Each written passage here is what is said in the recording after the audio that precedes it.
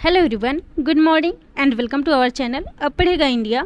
तो आज है 18 अक्टूबर और आज के करेंट अफेयर के जितने भी मोस्ट इंपॉर्टेंट क्वेश्चन हैं इस वीडियो में डिस्कस करेंगे। इस वीडियो के क्वेश्चन सिलेक्टेड और अच्छे लेवल के हैं जो कि आपके आने वाले एग्जाम्स के लिए काफ़ी इंपॉर्टेंट हो सकते हैं। चलिए शुरू करते हैं आज के इस वीडियो का फर्स्ट क्वेश्चन। वीडियो पसंद आता हो तो चैनल को सब्सक्राइब कीजिएगा, वीडियो को लाइक एंड शेयर कीजिएगा। आज का पहला क्वेश्चन है, हाल ही में किस दिन विश्व हस्त प्रक्षालन दिवस के रूप में मनाया गया है? तो इस दिवस को हाल ही में 15 अक्टूबर को मनाया गया है। इसका राइट आंसर होगा ऑप्शन ए 15 अक्टूबर। तो 15 अक्टूबर को अंतर्राष्ट्रीय स्तर पर विश्व हस्त प्रक्षालन दिवस मनाया जाता है। इस दिवस को मनाने का मुख्य उद्देश्य है स्वच्छता के महत्व के बारे में लोगों को जागरूक करना। इस क्वेश्चन में बात हो रही है अक्टूबर मंथ के इम्पोर्टेंट डेज की। तो अब तक मनाए गए अक्टूबर मंथ में जितने भी इम्पोर्टेंट डेज हैं इन्हें भी देख लेते हैं। हाल ही में 1 अक्टूबर को राष्ट्रीय पेंशन प्रणाली दिवस, अंतर्राष्ट्रीय वृद्ध जन दिवस और अंतर्राष्ट्रीय कॉफ़ी दिवस मनाया गया है। वहीं 2 अक्टूबर को अंतर्राष्ट्रीय अहिंसा दिवस जो महात्मा गांधी जी के जयंती के अवसर पर मनाया जाता है।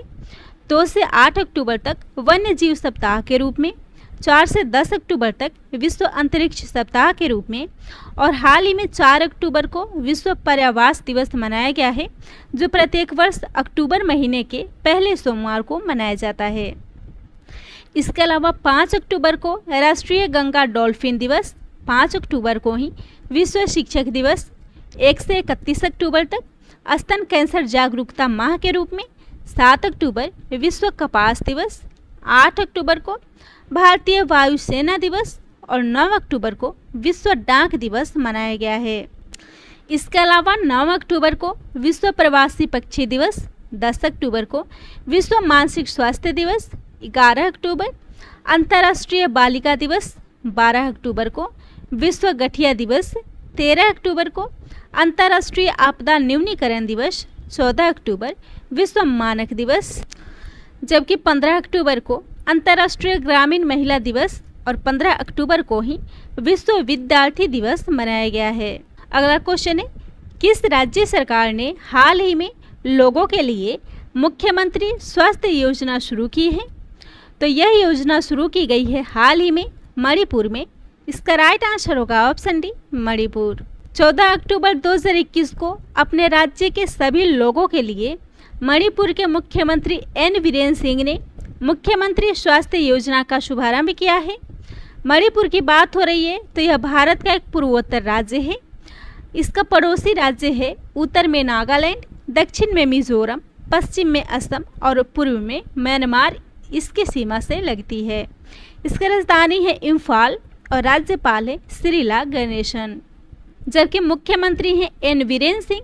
विधानसभा सीट है 60 और राज्यसभा सीट है 1, लोकसभा सीट है 2। प्रसिद्ध झील है लोकटक झील जो अपनी सतह पर तैरती हुई वनस्पति और मिट्टी से बने द्वीपों के लिए विश्व प्रसिद्ध है।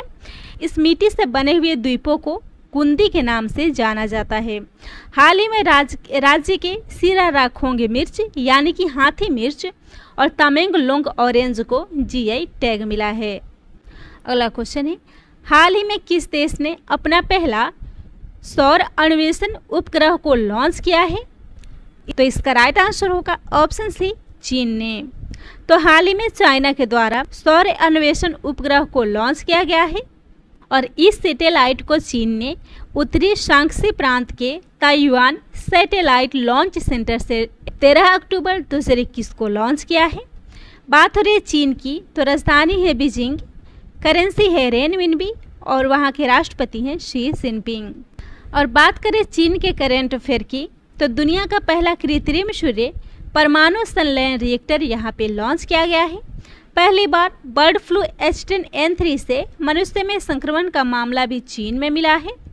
सिंथेटिक कैनबिनॉइड्स पर प्रतिबंध लगाने वाला भी यह दुनिया का पहला देश है और चीन के द्वारा तिब्बत में पूर्ण रूप से बिजली से चलने वाली बुलेट ट्रेन की भी शुरुआत की गई है।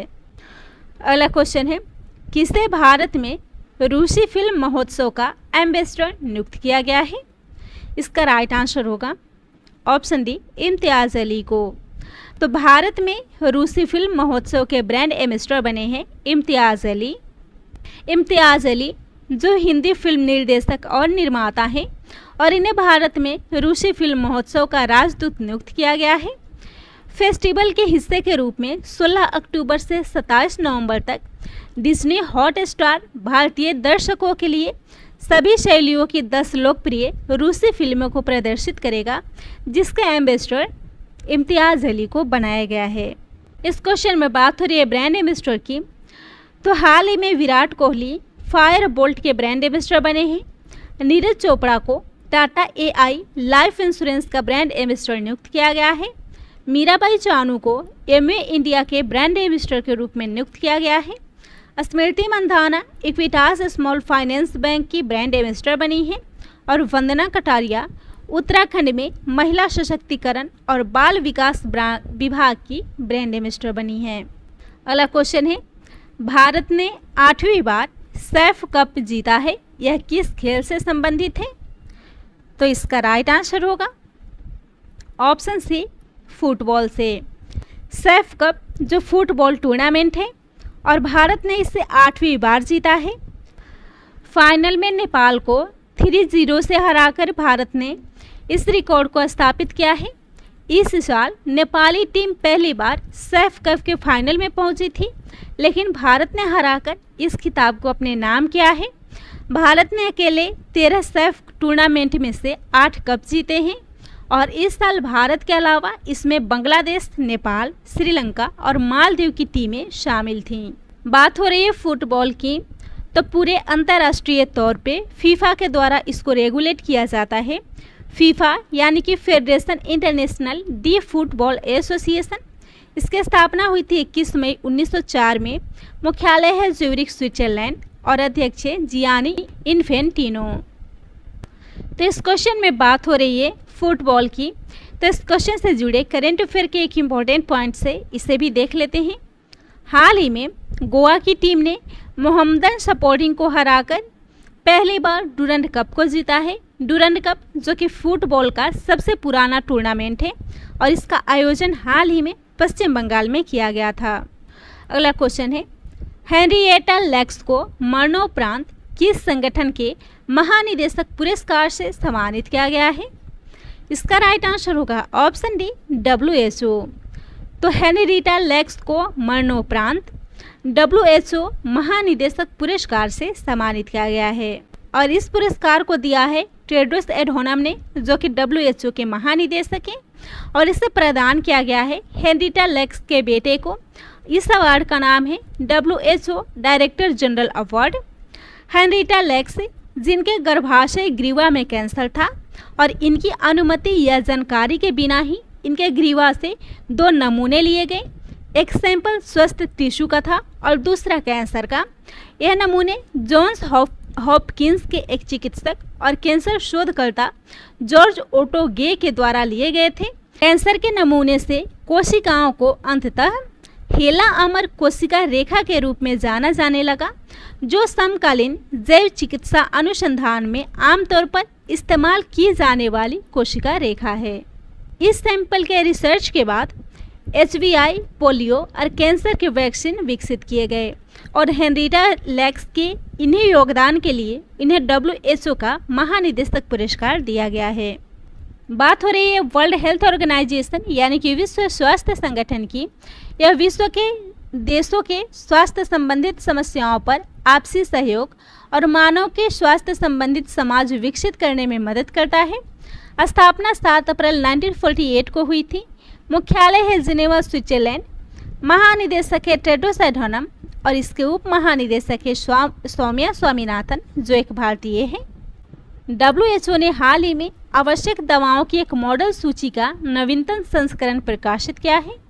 इसके अलावा हाल ही में गॉर्डन ब्राउन WHO के ग्लोबल हेल्थ फाइनेंस के राजदूत यानी कि एम्बेसडर नियुक्त हुए हैं।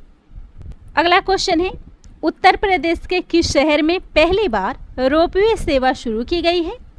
तो इसका राइट आंसर होगा ऑप्शन ए, वाराणसी में। यह रोपवे सेवा हाल ही में वाराणसी में शुरू की गई है। तो उत्तर प्रदेश का वाराणसी जो सार्वजनिक परिवहन में रोपवे सेवाओं का उपयोग करने वाला भारत का पहला शहर बना है। यानी कि वाराणसी सार्वजनिक परिवहन में रोपवे का उपयोग करने वाला बोलिविया और मैक्सिको सिटी के बाद दुनिया का तीसरा शहर होगा। यह रोपवे 4.2 किलोमीटर की दूरी के लिए लगाई गई है, जो कि इस दूरी को यह 15 मिनट में तय करेगी।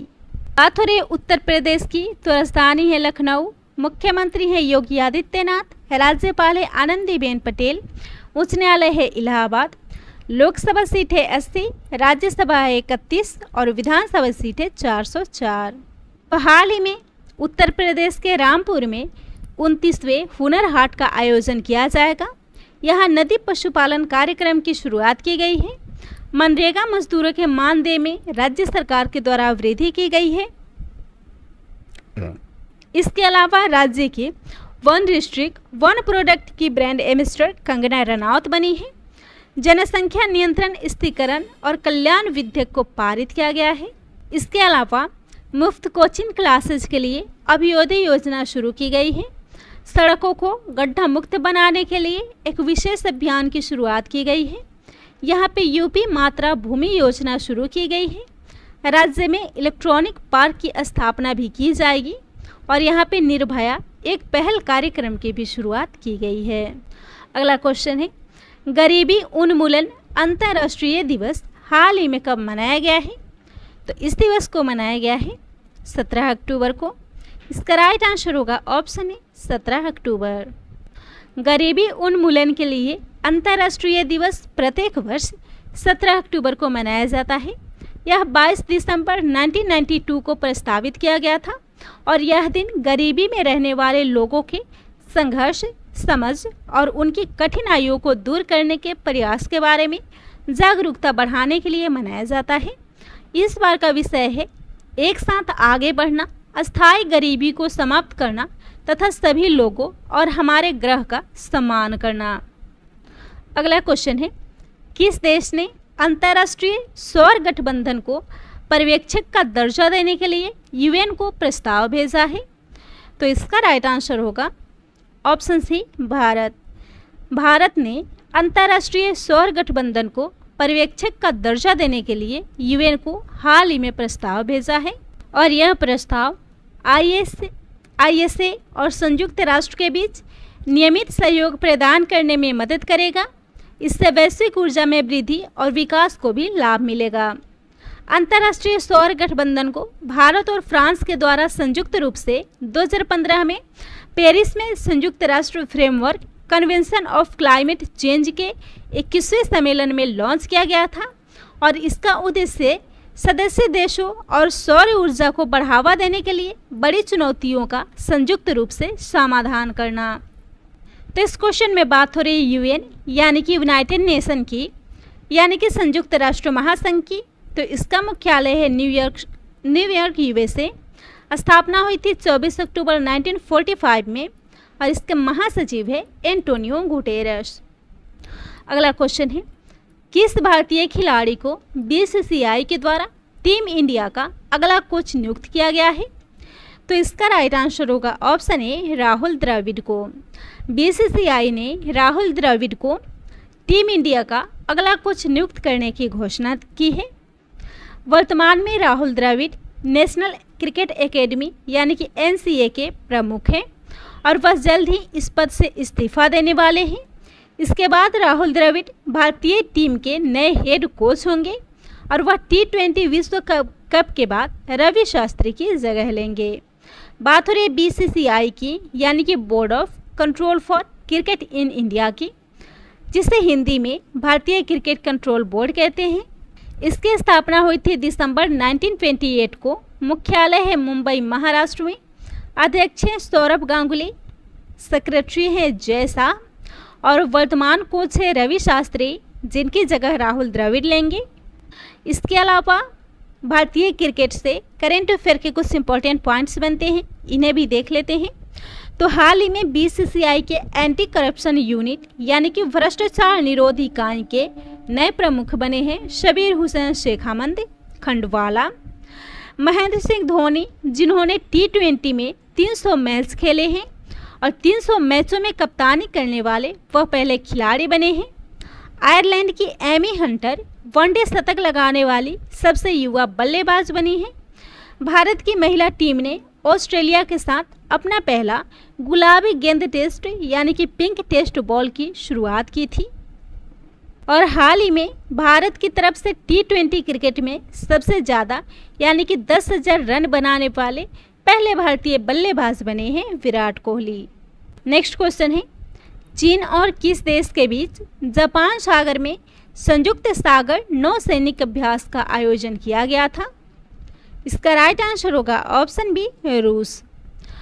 तो चीन और रूस के बीच जापान सागर में संयुक्त सागर नौसैनिक अभ्यास हाल ही में संपन्न हुआ है।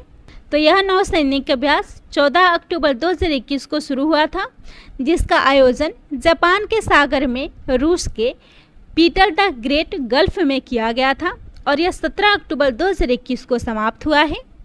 बात हो रही है सैन्य अभ्यास की, तो हाल ही में आयोजित कुछ सैन्य अभ्यासों को भी देख लेते हैं जो हमारे एग्जाम्स के लिए काफ़ी इम्पोर्टेंट हो सकते हैं।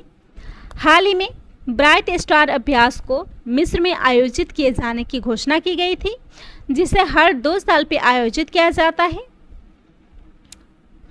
और इस वर्ष के अभ्यास में इसमें अमेरिका सहित 21 देशों की भागीदारी होगी। द्विपक्षीय नौसैन्य अभ्यास सिम्बेक्स का 28वां संस्करण भारत और सिंगापुर के बीच में हुआ है। अभ्यास जेपेल 2021 में Mongolia, Armenia, Kazakhstan, Tajikistan, Kyrgyzstan, Serbia, रूस, भारत और बेलारूस सहित 17 देशों ने भाग लिया है। जबकि शेयर्ड डेस्टिनी 2021 जो एक बहुराष्ट्रीय शांति अभ्यास है, इसमें मंगोलिया, थाईलैंड, चीन और पाकिस्तान ने भाग लिया था। तो यह था आज के करेंट अफेयर का मोस्ट इम्पोर्टेंट क्वेश्चन। वीडियो पसंद आता हो तो शेयर कीजिएगा, चैनल को सब्सक्राइब कीजिएगा।